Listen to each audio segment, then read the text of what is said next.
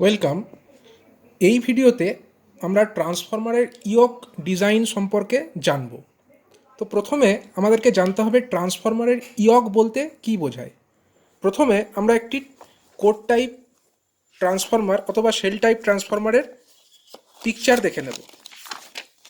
ধরো একটা code type transformer, এর আগে আমি এই ছবিটি দেখিয়েছি কোড টাইপ ট্রান্সফরমার। এবার এই কোড টাইপ ট্রান্সফরমারে কোর বলতে আমরা বুঝি এই যে রেক্ট্যাঙ্গুলার পোর্শন যার উপরে পেন চালানো হচ্ছে এই অংশ, এবং এই যে অংশ এই যে রেক্ট্যাঙ্গুলার পোর্শন, অর্থাৎ এই রেক্ট্যাঙ্গুলার পোর্শনটিকে আমরা বলি ট্রান্সফরমারের কোর। এটি একটি কোড টাইপ ট্রান্সফরমারের ক্ষেত্রে। শেল টাইপ ট্রান্সফরমারের ক্ষেত্রে অনুরূপভাবে এই যে রেক্ট্যাঙ্গুলার অংশ, এইটি মাঝের এই অংশটি এবং এই অংশটি সমস্তটি নিয়ে হচ্ছে একটি কোর। এবার কোরের মধ্যে লক্ষ্য করো যে পোর্শনটায় যে ওয়াইন্ডিং জড়ানো আছে, অর্থাৎ যে এই অংশ, এই অংশের উপরে দেখো এল অর্থাৎ লো ভোল্টেজ ওয়াইন্ডিং জড়ানো আছে। অনুরূপভাবে এই দিকে যে কোরের যে অংশ যার উপরে এইচ অর্থাৎ হাই ভোল্টেজ ওয়াইন্ডিংটি জড়ানো আছে, এই অংশগুলিকে আমরা বলবো লিম্ব। এবং এই যে উপরের অংশটি, অর্থাৎ এইখান থেকে এই পর্যন্ত যে অংশ উপরের অংশটি, এবং এই যে নিচের অংশটি, যার মাধ্যমে আসলে দুটি যে লিম্ব, এই লিম্ব এবং এই লিম্ব পরস্পর যুক্ত আছে। এই যে উপরের যে রেক্ট্যাঙ্গুলার কোর পোর্শন এবং নিচের যে রেক্ট্যাঙ্গুলার কোর পোর্শন, এই অংশটিকে আমরা বলবো ট্রান্সফরমারের ইয়ক। এবার এই ইয়কের কাজটা কি? ইয়কের কাজ হচ্ছে এই লিম্ব পোর্শনে যে ম্যাগনেটিক ফ্লাক্স তৈরি হচ্ছে, সেই ম্যাগনেটিক ফ্লাক্সকে একদিক থেকে অপর দিকে পৌঁছে দেওয়া, এবং ম্যাগনেটিক যে সার্কিট, ম্যাগনেটিক সার্কিটের পাথটাকে ক্লোজ করা। যদি এই ইয়ক পোর্শনটা না থাকতো তাহলে এই যে লিম্ব পোর্শন, এখানে যে ওয়াইন্ডিং জড়ানো আছে তাতে কারেন্ট ফ্লো করলে একটা ফ্লাক্স তৈরি হতো, কিন্তু সেই ফ্লাক্স কিন্তু যে অপর দিকে সেখানে পৌঁছাতে পারতো না। তাহলে ম্যাগনেটিক সার্কিটটাকে কমপ্লিট করবার জন্য আমাদেরকে ইয়ক পোর্শনের ব্যবহার করতে হচ্ছে। এবার এই ইয়ক কি দিয়ে তৈরি হয়? ইয়ক সাধারণভাবে এইচআরএস অথবা সিআরজিও, হট রোল স্টিল অথবা সিআরজিও, দু ধরনের মেটেরিয়াল দিয়েই তৈরি হতে পারে। অর্থাৎ ট্রান্সফরমারের কোর যে মেটেরিয়াল দিয়ে তৈরি, ইয়কটাও ঠিক সেই মেটেরিয়াল দিয়ে অবশ্যই তৈরি হতে হবে। এবার এই ইয়কের যে এরিয়া, সেই এরিয়া কত হবে?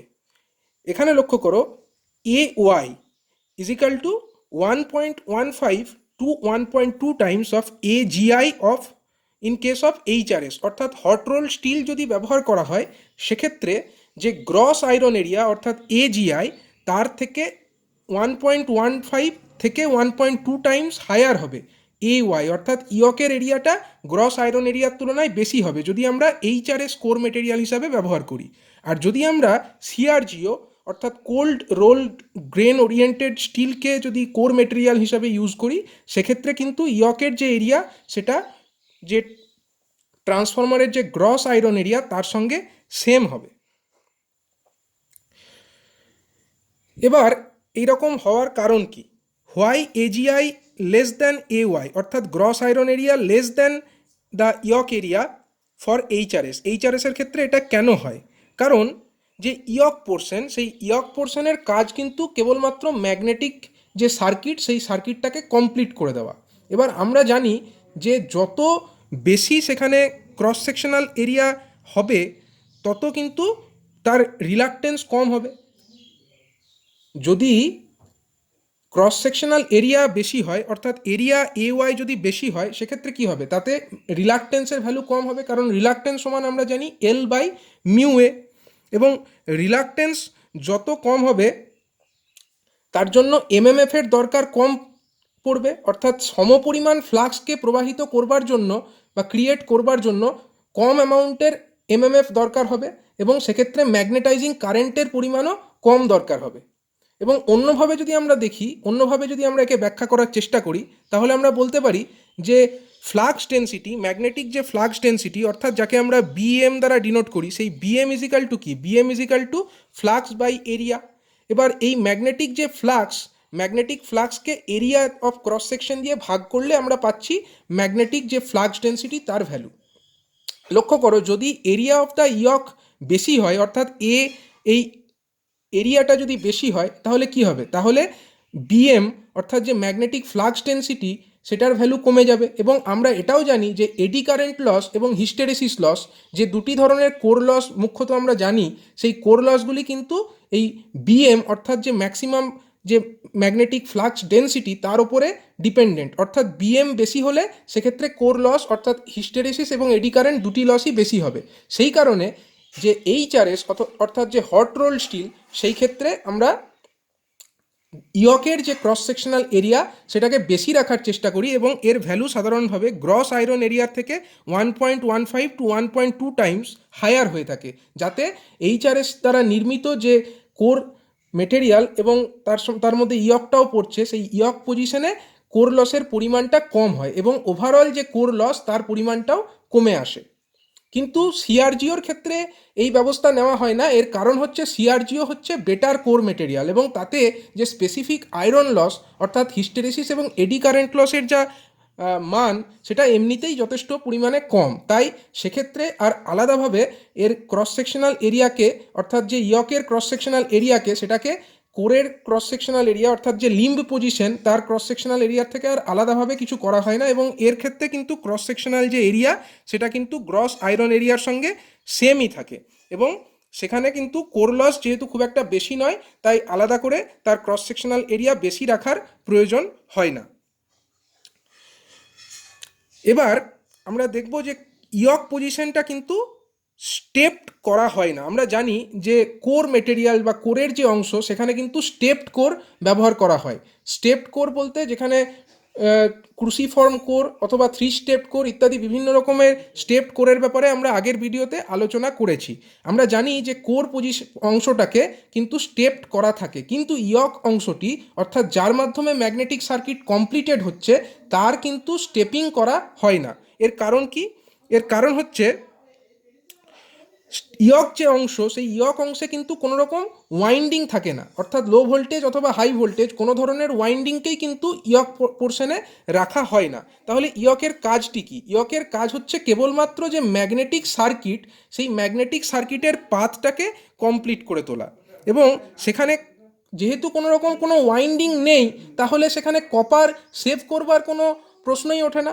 আমরা যে কোরের অংশকে স্টেপ করেছিলাম সেই অংশে কিন্তু কপার ওয়াইন্ডিং জড়ানো থাকতো এবং আমরা এই কারণেই স্টেপ করেছিলাম যাতে করে সেখানে যে কপারের দরকার বা কপারের যে রিকোয়ারমেন্ট সেটা কম হয়, কারণ স্টেপ কোর করলে তার যে ওভারঅল যে পেরিফেরাল যে লেংথ সেই লেংথটা কমে যাচ্ছিল এবং তার ফলে সেখানে কপার কম দরকার পড়ছিল। কিন্তু যেহেতু ইয়ক পোর্শনে কোনো রকম কপার জড়ানো থাকে না তাই সেখানে কিন্তু এরকম কপার সেভিংয়ের কোনো প্রশ্ন ওঠে না এবং সেই কারণে এই ইয়ক অংশটিকে কিন্তু স্টেপড করা হয় না। যদি শুধু শুধু ইয়ক পজিশনকে বা ইয়ক অংশটাকে স্টেপড করা হতো সেক্ষেত্রে লেবার কস্টের ইনভলভমেন্ট হতো এবং অহেতুক খরচা বৃদ্ধি পেত। সেই কারণেই কিন্তু ইয়ক পোর্শনকে স্টেপড করা হয় না। তাহলে এখান থেকে আমরা দুটো কোয়েশ্চেন খুব ইম্পর্টেন্ট পাচ্ছি।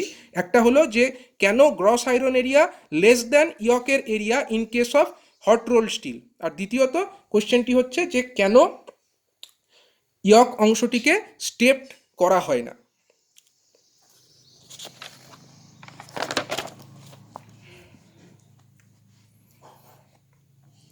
এখানে দেখো, এখানে যে আগের যে কথাগুলি বলা হলো সেটি এখানে ব্যাখ্যা করে লেখা আছে, অর্থাৎ the purpose of yoke is to complete the magnetic circuit. The yoke will consume some power to meet the core loss which is dependent on the flux density of the yoke. অর্থাৎ ইয়কে কিছু পরিমাণ core loss অবশ্যই হবে এবং এখানে দেখো, if the yoke flux density is designed at lesser value obviously the iron loss or core loss will be less as iron loss is রাফলি প্রপোর্শনাল টু বিএম স্কোয়ার। মানে যদি ইয়ক অংশের যদি ফ্লাক্স ডেন্সিটিকে কম রাখা হয় তাহলে আয়রন লস অর্থাৎ core লসটি কম হবে। এর কারণ হচ্ছে আয়রন লসকে আমরা বলতে পারি রাফলি বিএম স্কোয়ার অর্থাৎ ম্যাক্সিমাম যে ফ্লাক্স ডেন্সিটি তার স্কোয়ারের সঙ্গে প্রপোর্শনাল। এবং তার সাথে সাথে এটাও বলা হয়েছে, দেখো, magnetizing MMF requirement for establishing the flux will be less. Same পরিমাণ ফ্লাক্সকে এস্টাবলিশ করবার জন্য কিন্তু কম পরিমাণ এমএমএফ দরকার হবে। এর কারণও নিশ্চয়ই বোঝা গেছে, যদি ক্রস সেকশনাল এরিয়া বেশি হয় তাহলে এল বাই মিউ এ, যেটা ভ্যালু হচ্ছে রিলাকটেন্সের ভ্যালু, অর্থাৎ এরিয়া অফ ক্রস সেকশন বেশি হলে রিলাকটেন্স কম হবে এবং রিলাকটেন্স কম হলে যেহেতু MMF equal to reluctance into flux, তাই সেম ফ্লাক্সের জন্যই রিলাকটেন্স কম হলে কিন্তু এমএমএফ কম দরকার হবে এবং এমএমএফ কম দরকার হওয়ার অর্থই হচ্ছে কম পরিমাণ ম্যাগনেটাইজিং কারেন্ট সেটা ড্র করবে। এখানে দেখো usually for HRS material yoke cross sectional area is 15 to 20% higher than the gross cross sectional area of the limb, যেটি আগে বলা হয়েছে, অর্থাৎ ইয়কের যে ক্রস সেকশনাল এরিয়া সেটা গ্রস আয়রন এরিয়ার থেকে 15 থেকে 20% বেশি হবে, অর্থাৎ A Y is equal to 1.15 to 1.2 times of A GI. এবং এটা দেখো এখানে বলা হয়েছে it is noted that সিআরজিও is better magnetic material than HRS, low MMF requirement and hence low specific iron loss in the direction of rolling as compare to HRS. আমরা অবশ্যই জানি যে সিআরজিও হচ্ছে বেটার কোর মেটেরিয়াল, কারণ সিআরজিও core যদি ব্যবহার করা হয় সেক্ষেত্রে স্পেসিফিক আয়রন লস কম হবে এবং সেক্ষেত্রে কিন্তু কম পরিমাণ এমএমএফেরও দরকার হবে যদি direction of the flux path যদি রোলিংয়ের ডাইরেকশনের সঙ্গে সেম হয় তাহলেই। এবং তার জন্য less flux density in the yoke is not achieved using larger cross section of the yoke than the limb, মানে সিআরজিও কোর যদি ব্যবহার করা হয় সেক্ষেত্রে কিন্তু ইয়কে কম ফ্লাক্স ডেন্সিটি অ্যাচিভ করার কোনো দরকার নেই, কারণ সেক্ষেত্রে এমনিতেই যে কোর লস তার পরিমাণটা যথেষ্ট কম। এবং for CRGO usually the cross sectional area of the yoke section and the limb are made equal, অর্থাৎ সিআরজিও কোর যদি ব্যবহার করা হয় সেক্ষেত্রে ক্রস সেকশনাল এরিয়া ইয়কের ক্ষেত্রে এবং যে লিম্ব তার ক্ষেত্রে ইকুয়াল রাখা হয়। এবার একটি তালিকা লক্ষ্য করো, এই তালিকা থেকে আমরা সিআরজিও এবং এইচআরএস এই যে দু ধরনের কোর মেটেরিয়াল সেক্ষেত্রে কার ক্ষেত্রে কীরকম এমএমএফের দরকার হয় এবং কার ক্ষেত্রে কীরকম স্পেসিফিক আয়রন লস হয় তার একটি ধারণা করতে পারবো। দেখো, যদি ফ্লাক্স ডেন্সিটির পরিমাণ 1.45 টেসলা হয়, 50 হার্জ ফ্রিকোয়েন্সিতে যদি এটি অপারেট করে, তাহলে লক্ষ্য করো এমএমএফ এর ইউনিট কি, অ্যাম্পিয়ার টার্ন পার সেন্টিমিটার।